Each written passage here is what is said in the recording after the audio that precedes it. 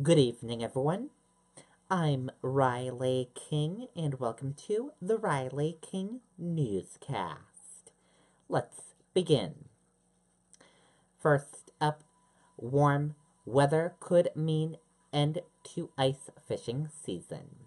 Let's take a listen to the video from WMUR News 9, Ray Brewer.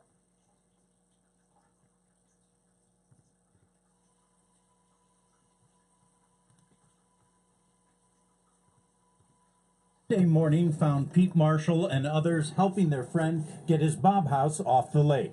The possibility of record warm temperatures later in the week a driving concern. The access to get on the lake is the concern. We have warm weather coming in and a lot of rain, so we want to make sure we can get on and off safely. Something that didn't happen for the owner of this Jeep, which now sits at the bottom of Lake Winnipesaukee after going through the ice. While the driver is fine, New Hampshire Fish and Game says the warmer weather heading our way is a concern. We have a lot of water moving into the lake from snowmelt and from previous rain, and we have water coming into the lake. It's going to open up faster. School vacation week is also approaching or here, so Fish and Game says it's extremely important to check the thickness of the ice before heading out on it with your family. Monday morning also found Howard Porter doing just that, going to check the ice around his bob house, but asked if he was concerned. The ice, when I was out there this past weekend, it was 22 inches out where I am, so not really. Closer to shore is Austin Knightley's setup. With a portable bob house, he's not worried about being able to get it off the ice, but he is keeping a close eye on how thick the ice is and can understand why others might be ready to call it a season. I checked right over here, and we're looking at like 16 inches of ice still heading towards the open water. So I think you can take it with what you will, and if you can't get out here, maybe then worry. Fish and Game says there should be at least 6 inches of solid ice before you walk out on it, and you should also carry a set of ice picks around your neck in case you do go through the ice. Reporting live, Ray Brewer, WMUR News 9. Okay, and there you go on that video and that report.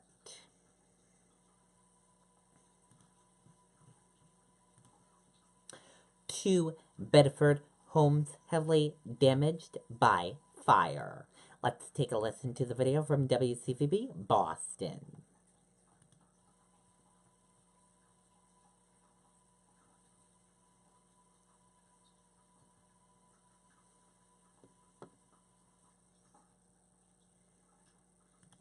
All right, Ed, Emily, we showed up about 20 minutes ago. When we got here, it was a very active scene. You can see there's a hole in the roof. Flames are still shooting out.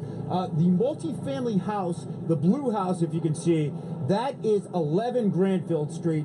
And the house next to that, where the roof is actually the open and flames coming out. When we got here, as I said, flames were shooting out that roof.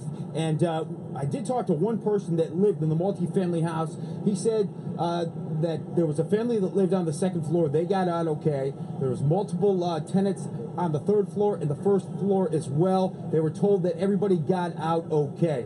This is the corner of Cogsall and Granfield Street. If you know this area, it's just off 195 on the east side of New Bedford. What we are told from people on the scene, that so far it's a 3-alarm fire, but we're working to get more updates, and we're hoping to talk to the chief in just a few minutes. That is the scene from New Bedford. Let's send it back to you guys in the studio. Okay, and there you go on that video and that report. We will keep you updated as we get more information into our newsroom about this fire.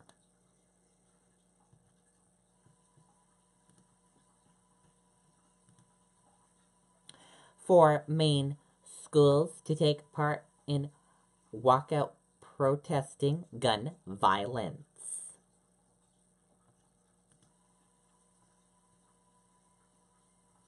At least 4 Maine schools will take part in a nationwide walkout to protest gun violence in schools.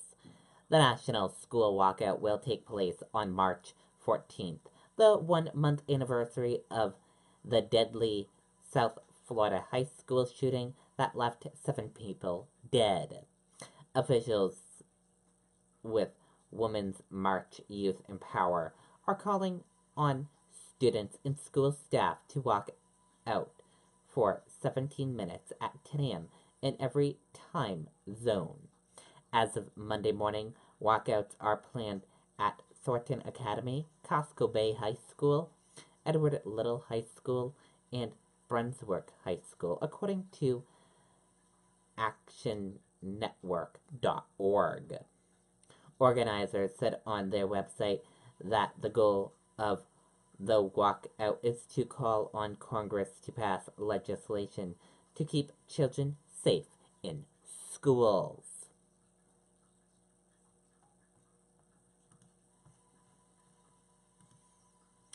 Trump tweet missed understanding how FBI works. Feds.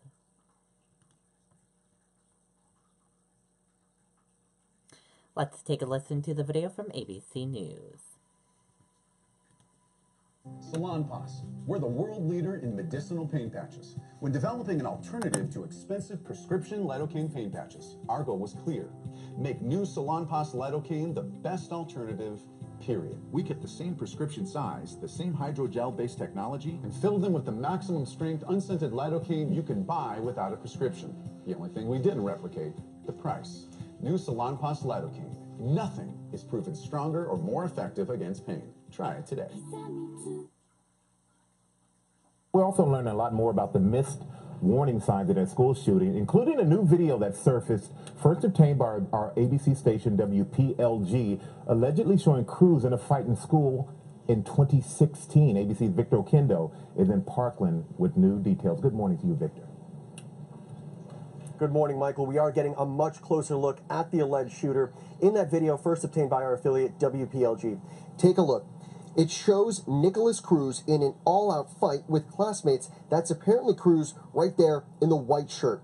The big question so many are asking this morning is, how did Cruz slip through the cracks when there were so many red flags? From the dozen-plus times neighbors say police were called to his home, to the Florida Department of Children and Families investigation after Cruz filmed a video cutting himself on Snapchat.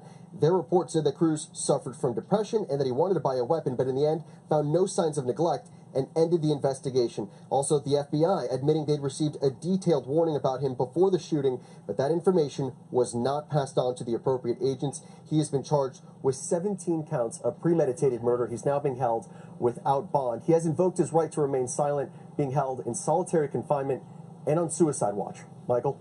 All right, Victor. And also, Victor, is there any word of when the school will reopen?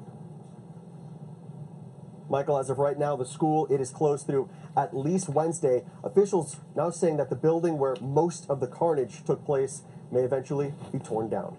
Michael? All right, thank you so much, Victor. Okay, and there you go on that video and that report. And that does it for the Riley King Newscast right here on the Riley King Network. I hope you all have a great rest of your Monday evening, and I'll be back with another newscast tomorrow. And I'll have another news report later on this evening. Good night, everyone. Bye.